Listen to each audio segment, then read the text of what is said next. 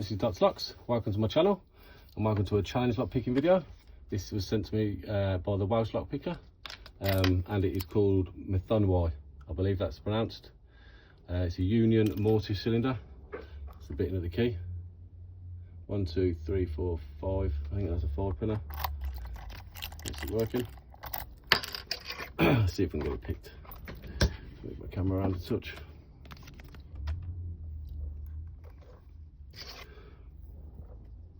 And start at the front.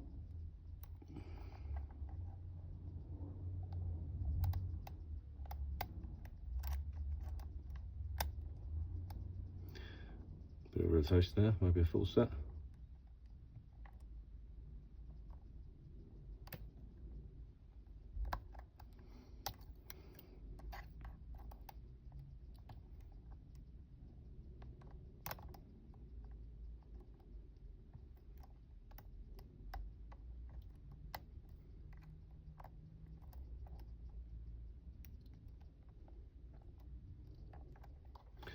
And we are open.